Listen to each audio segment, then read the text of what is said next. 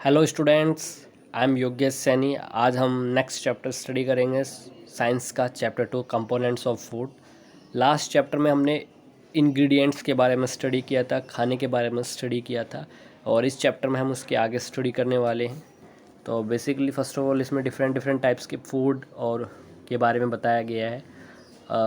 एक एग्ज़ाम्पल दिखाया गया है कि पंजाब में मक्के की रोटी का, राजमा, सरसों का साग, कड़ी की, इस तरीके की चीज़ें का बहुत ज़्यादा इस्तेमाल होता है। इनको लोग पसंद करते हैं खाना।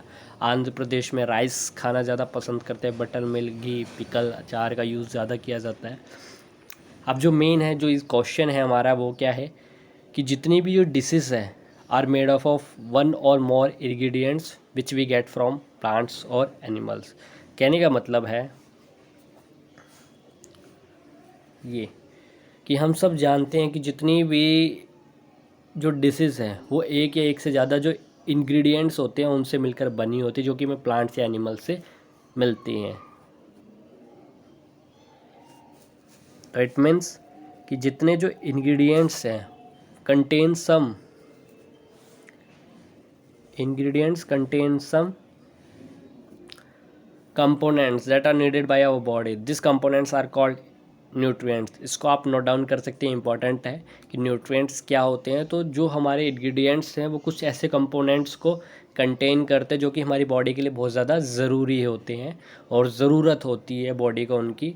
उन्हीं को, उन कंपोनेंट्स को हम न्यूट्रिएंट्स बोलते हैं। जो मेजर न्यूट्रिएंट्स हैं, जो हमारे मेजर न्यूट्रिएंट्स हैं वो है carbohydrate, protein, fats, vitamins and minerals. इसको भी आप नोट डाउन कर सकते हैं।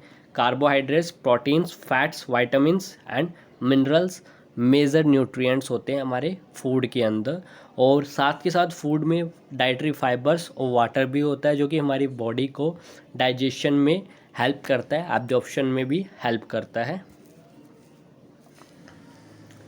हमारी खाने में न्यूट्रिएंट्स होते हैं। इस चीज़ को हम कैसे चेक कर सकते हैं? तो इसके लिए एक टेस्ट है जो कि हम कर सकते हैं, और इस टेस्ट के अंदर हम कार्बोहाइड्रेट्स, प्रोटीन और फैट्स को कंपेयर करते हैं अदर न्यूट्रिएंट्स के साथ में। इसके लिए हमें क्या क्या चाहिए होगा? फर्स्ट ऑफ ऑल एक आयोडीन, कॉपर सल्फेट और कॉस्टिक सोडा हमें इसके लिए रिक्वायरमेंट होगा, और एक टेस्ट ट्यूब पर एक ड्रॉपर की हमें रिक्वायरमेंट है। और इस टेस्ट में हम चेक करेंगे कार्बोहाइड्रेट्स के बारे में। हमारे पास बहुत सारे कार्बोहाइड्रेट्स होते हैं, अलग अलग टाइप के कार्बोहाइड्रेट्स होते हैं।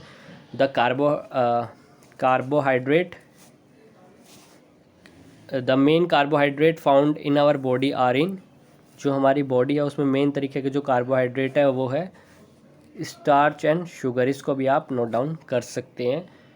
स्टार्च और शुगर्स की फॉर्म में ही मिलते हैं। अब हमें जो टेस्ट करने हैं वो ये देखना है कि क्या उसमें खाने में स्टार्च है या नहीं है। इसके लिए हम क्या करेंगे? हम सबसे ऊपर जाएंगे, हम चेक करेंगे कि एक डाइल्यूट सॉल्यूशन के अंदर आयोडीन का, उसमें कुछ फ्यू ड्रॉप्स मिलाएंगे टिंचर आयोडीन की।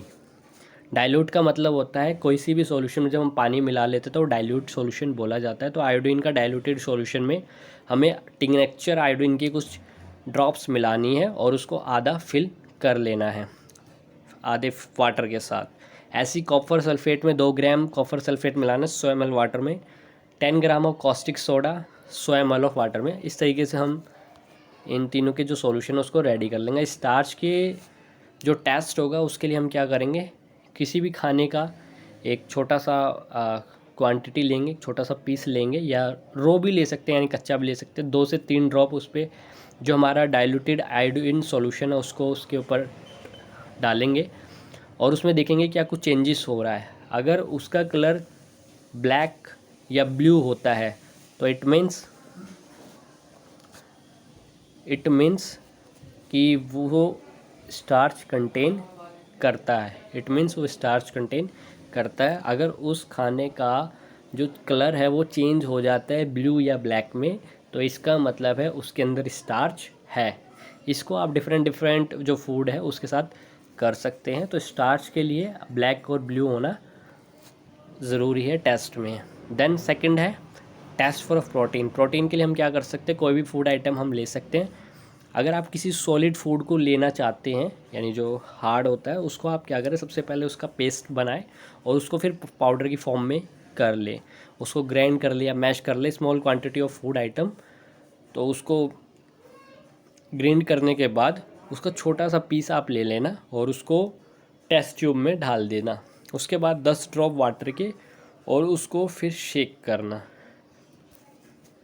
Using a dropper add 2 drop of solution of copper sulphate.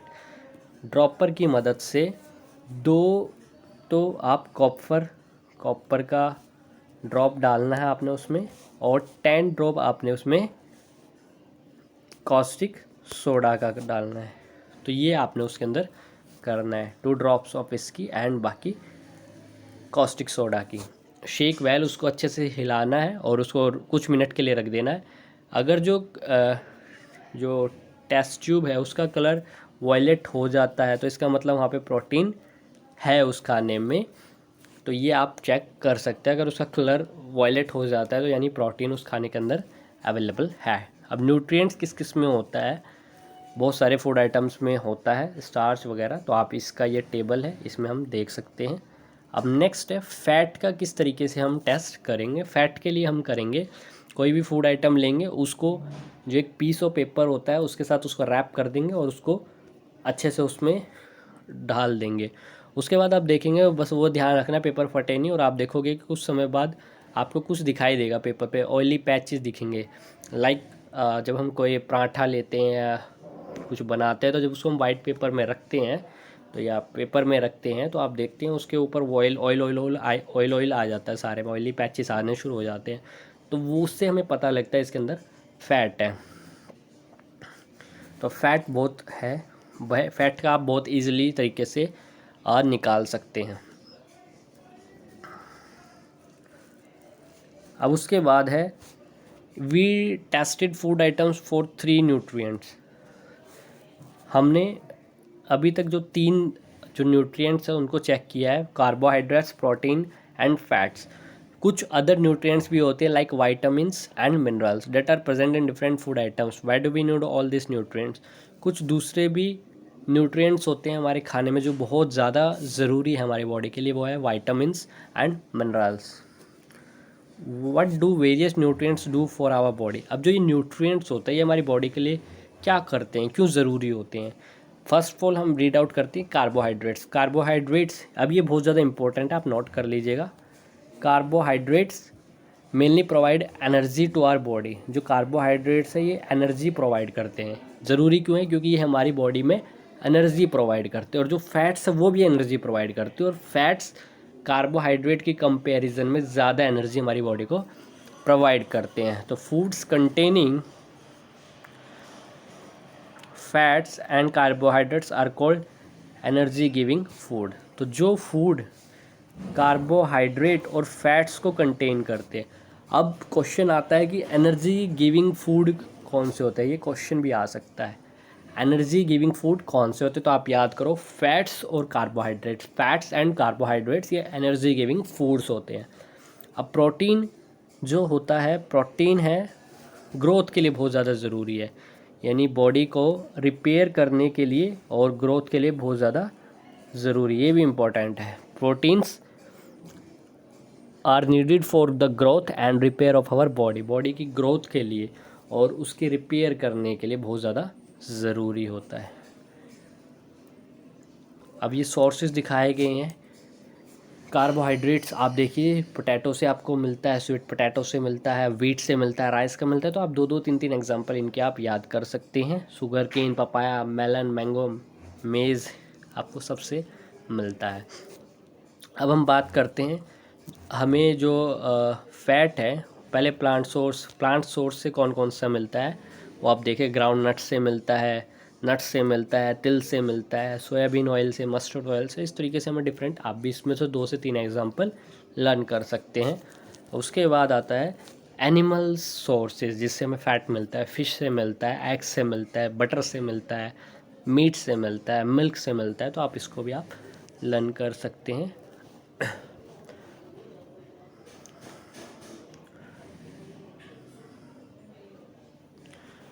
अब उसके बाद हम दूसरे तरीके से देखते हैं। नेक्स्ट पेज है हमारा food. Protein are called body building food.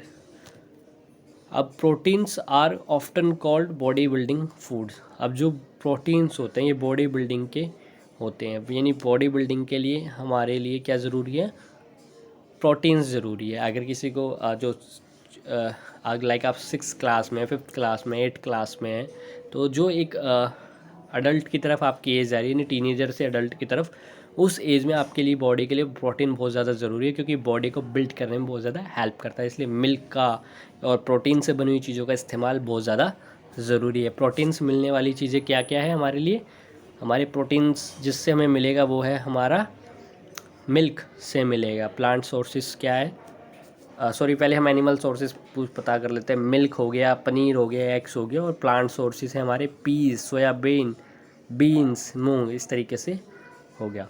Vitamins help in protecting our body against disease. Vitamins की क्या रिक्वायरमेंट है, हमने प्रोटीन जान लिया, कार्बोहाइड्रेट्स जान लिया, फैट्स के बारे में जान लिया। वाइटामिन्स जो है हमारी बॉडी को डिजीज़ के अगेंस्ट प्रोटेक्ट करने में हेल्प करता है। लाइक हमारी आइज़ की प्रोटेक्शन करता है, बोन्स, टीथ, गम्स सबको हेल्थी रखने में हेल्प करता है। अब जो वाइटामिन्स है ये डिफरेंट डिफरेंट टाइप्स के होते हैं, डिफरेंट डिफरेंट नेम होता है। Vitamin A, vitamin B, vitamin C, vitamin D, vitamin E and K. और एक ग्रुप भी होता है विटामिन्स का जिसको हम बोलते हैं विटामिन बी कॉम्प्लेक्स। इसकी टैबलेट भी आती है मार्केट में। Our body needs all type of vitamins in, हमारी जो बॉडी है इसको हर टाइप के विटामिन्स की रिक्वायरमेंट होती है स्मॉल क्वांटिटी में। लाइक विटामिन्स ए है, ये हमारी स्किन और आइज़ के लिए हेल्थी होता है। विटामिन ए को आप नोट डाउन कर ले, इससे रिलेटेड क्वेश्चंस आते हैं, तो ये हमारी स्किन और आइज़ के लिए बहुत ज़्यादा रिक्वायरमेंट होता है। विटामिन सी जो होता है ये बॉडी को डिजीज़ के अगेंस्ट फाइट करने में हेल्प करता है। विटामिन डी ये कॉमन है, ये कैल्शियम फॉर बोन्स और तित में हेल्प करता है बॉडी को, कि वो कैल्शियम और तित का और कैल्शियम्स का के लिए विटामिन डी प्रोवाइड करे ताकि वो मज़बूत बने। और ये हमें डायरेक्टली मिलता है सन से, तो सन बहुत बढ़िया सोर्स है विटामिन डी का, तो हमें विटामिन डी लेना चाहिए। Food that are rich in different vitamins are shown in figure 2.6 to 2.9। अब विटामिन्स के कौन कौन से हैं हम देखें। विटामिन्स के सोर्स हैं विटामिन ए के पपाया, कैरेट, मैंगो, आप दो लर्न कर लीजिए। और विटामिन बी के हैं rice and wheat. Vitamin C के हैं guava, green chilli, lemon, amla, orange, tomato. Vitamin C के याद करने का सबसे बेस्ट तरीका है, ज़्यादातर जो खट्टी चीज़ें होती हैं उनमें विटामिन सी होता है, लाइक लेमन है, ऑरेंज है, आप देखो तो आप यहाँ से भी आइडिया लगा सकते हैं। ज़्यादातर विटामिन डी आपको फिश से मिल जाएगा, एग से मिल जाएगा, सनलाइट से मिल जाएगा, तो ये आपको मिल सकता है। Minerals are needed by your body in small amounts, each one is essential for proper growth of our body and to maintain good health. और ये हमारी जो बॉडी है उसकी ग्रोथ के लिए बहुत ज़्यादा ज़रूरी है और अपनी हेल्थ को अच्छा रखने के लिए। आप ये देखिए एग्जांपल दिखाया गया है, vitamin D in the presence of sunlight. Sunlight से हमें मिलता है विटामिन डी, और इसकी डेफिशिएंसी से बहुत ज़्यादा हमें प्रॉब्लम होना शुरू हो जाता है। तो विटामिन डी बहुत ज़्यादा ज़रूरी है हमारी बॉडी के लिए।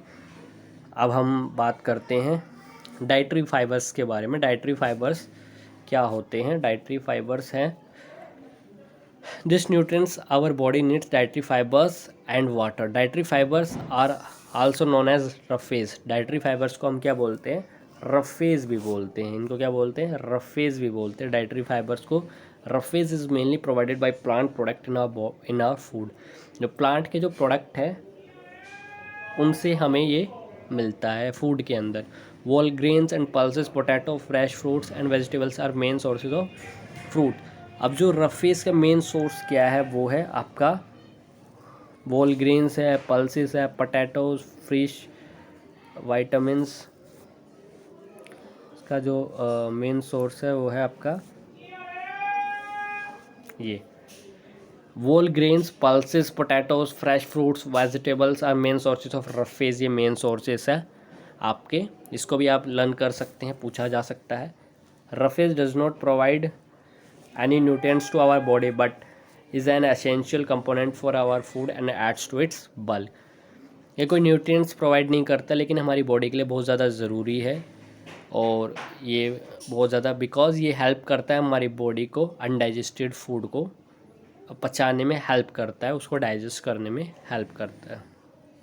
जो अनडाइजेस्टेड फूड है उसको हेल्प करता है पचाने में। अब हम देखते हैं, ये आयोडीन है। आयोडीन हमें जिंजर से, फिश से और हमारे नमक से भी हमें मिलता है। फॉस्फोरस अगर हम देखें तो मिल्क से मिलता है, बनाना से मिलता है। आयरन हमें मिलता है स्पिनच से मिलता है, गवा से, एप्पल से मिलता है। मिल्क, कैल्शियम जो है हमें वो मिल्क से, एग से मिलता है। तो इस तरीके से डिफरेंट चीज़ें हमें डिफरेंट फूड आइटम्स के थ्रू मिलती है। अब हमें यहाँ पे और भी एक्टिविटीज़ दी है। अब हम बात करते हैं, जो मेन टॉपिक है वो है बैलेंस डाइट। एक बैलेंस डाइट क्या होता है? बैलेंस डाइट का मतलब होता है हम सब लोग पूरे दिन में खाना खाते हैं और उसी को हम डाइट बोलते हैं। For growth and maintenance of our good health our diet should have all the nutrients that our body need. एक ग्रोथ के लिए और अच्छी हेल्थ को मेंटेन करने के लिए हमारी डाइट में वो सारे न्यूट्रिएंट्स होने चाहिए जो बॉडी के लिए ज़रूरी है, और सही क्वांटिटी में होनी चाहिए। नॉट टू मच, ना तो ज़्यादा हो ना ज़्यादा कम हो। Diet should contain a good amount of roughage and water. Diet के अंदर रफेज भी होनी चाहिए, यानी डाइटरी फाइबर्स भी होने चाहिए, और पानी की मात्रा भी अच्छी होनी चाहिए। उसी को हम एक बैलेंस डाइट बोलते हैं।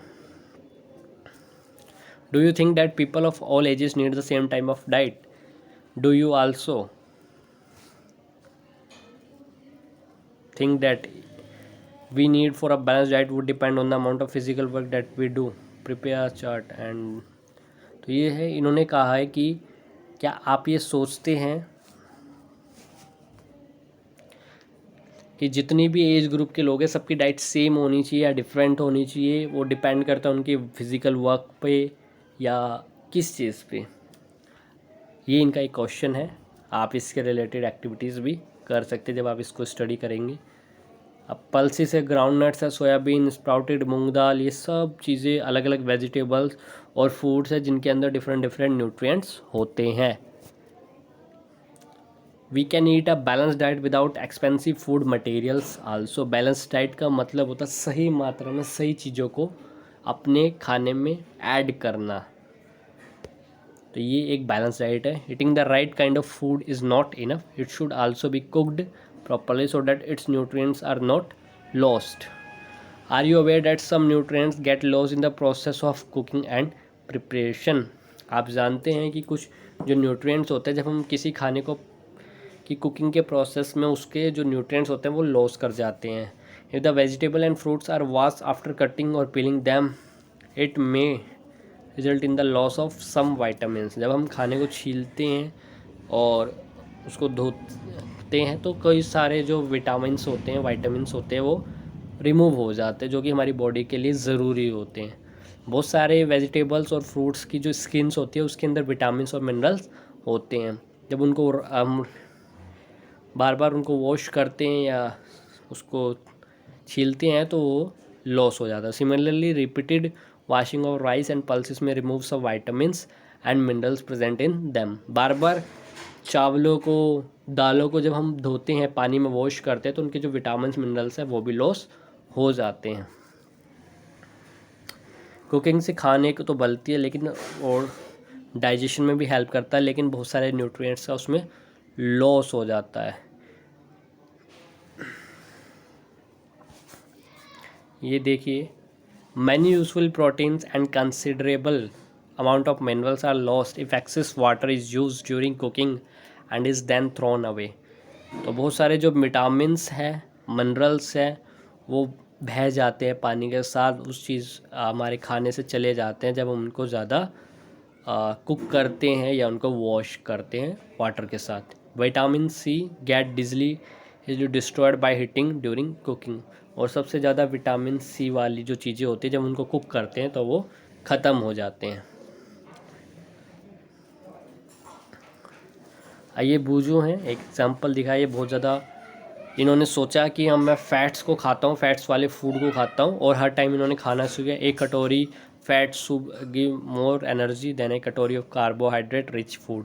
इन्होंने सोचा कार्बोहाइड्रेट फ्रूट से ज़्यादा फैट वाले जो फूड होता है वो उसको ज़्यादा एनर्जी देंगे, तो इन्होंने उसको ही खाना शुरू किया। और आप इसका देख सकते हैं इन्होंने फ्राइड फूड लाइक जो समोसा है, पूरी है, मलाई, ये सब चीज़ें है जो जंक फूड है वो इन्होंने खाना शुरू किया। और धीरे धीरे आप इसको देखेंगे कि जो ये ओबेसिटी इनको हो गया, यानी इनको मोटापा आ गया। जब हम ज़्यादा फैट रिच फूड खाना खाते हैं तो हमें चीज़ों से सफ़र करना पड़ता है जो कि हमारी बॉडी के लिए अच्छा नहीं होता, और उसी को हम क्या कहते हैं, ओबेसिटी, यानी हमारा मोटापा आ जाता है। अब कोई पर्सन है वो बहुत ज़्यादा फूड खाता है, but time the food may not get a proper nutrient, बहुत ज़्यादा खाना खाता है लेकिन फिर भी उसके जो खाना है उसके अंदर प्रॉपर न्यूट्रिएंट्स नहीं है, किसी न्यूट्रिएंट्स की कमी है। और अगर ऐसा लॉन्ग टाइम तक चलता रहेगा, ज़्यादा समय तक ऐसा ही चलता रहेगा, वो जो पर्सन है उसमें डेफिशिएंसी हो जाएगी, यानी उसमें कमी हो जाएगी। डेफिशिएंसी का मतलब है कमी हो जाना। Deficiency of one or more nutrients, deficiency of one or more nutrients can cause disease और डिसऑर्डर इन आवर बॉडी। जब किसी एक न्यूट्रिएंट्स या एक से ज़्यादा न्यूट्रिएंट्स की हमारे शरीर में डेफिशिएंसी होनी शुरू हो जाए तो वहाँ से एक डिजीज़ यानी एक बीमारी या एक डिसऑर्डर का बनना हमारी बॉडी में शुरू हो जाता है। Disease that occur due to lack of nutrients over long period are called deficiency डिजीज़्स।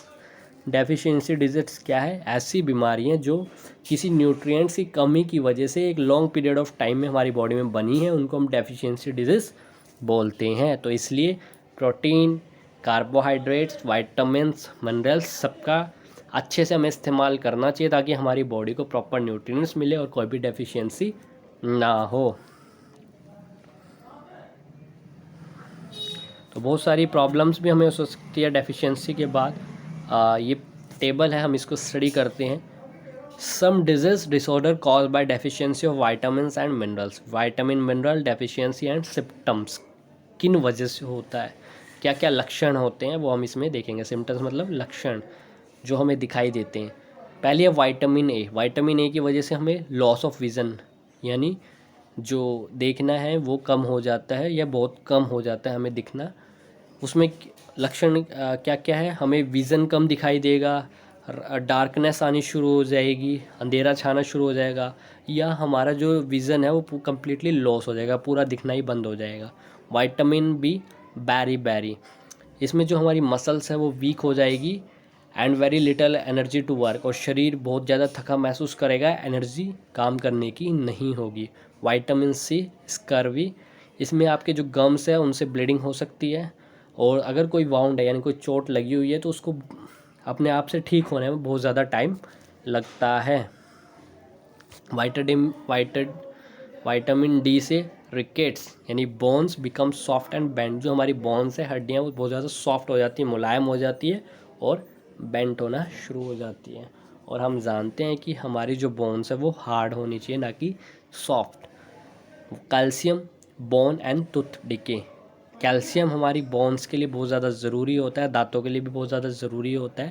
तो इसलिए कैल्शियम की कमी से बोन और टूथ डिके हो सकता है, जिसकी वजह से हमारी जो बोन्स है वो वीक हो सकती हैं और दांतों में टूथ डिके भी हो सकता है, दांतों में भी दिक्कतें शुरू हो जाती हैं। आयोडीन, गोइटर, ये ग्लैंड्स होता है हमारी जो गर्दन है, इसमें हम देखेंगे ग्लैंड होता है हमारा, उसमें हमें सूजन महसूस होती है, और बच्चों में मेंटली डिसेबिलिटी होना शुरू हो जाते हैं, यानी बच्चे उम्र के हिसाब से ग्रोथ नहीं कर पाते, चीज़ों को पहचान नहीं पाते, अलग अलग तरीके की चीज़ें करते हैं।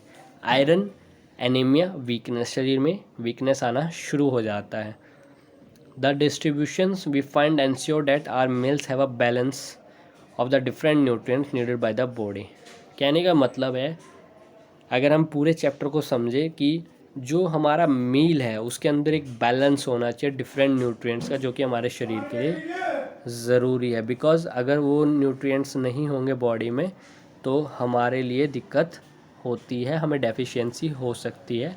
तो ये समरी है कि आज हमने carbohydrates, protein, fats, vitamins, minerals के बारे में स्टडी किया, डाइटरी फाइबर्स, वाटर्स के बारे में, कार्बोहाइड्रेट्स, फैट्स के बारे में, प्रोटीन, मिनरल्स के बारे में ग्रोथ के लिए, और हमारी बॉडी की मेंटेनेंस के लिए प्रोटीन और मिनरल्स की नीड है। विटामिन्स किस बॉडी की जो डिजीज़ है उसके अगेंस्ट फाइट करने में हेल्प करता है, प्रोटेक्ट करने में हेल्प करता है। बैलेंस डाइट हमारी बॉडी के लिए बहुत ज़्यादा ज़रूरी है, और किसी भी चीज़ की अगर डेफिशिएंसी हो जाती है किसी भी न्यूट्रिएंट्स की, तो हमारी बॉडी में कोई डिजीज़ या डिसऑर्डर हो सकता है। तो स्टूडेंट्स, आज का ये चैप्टर यहीं तक था।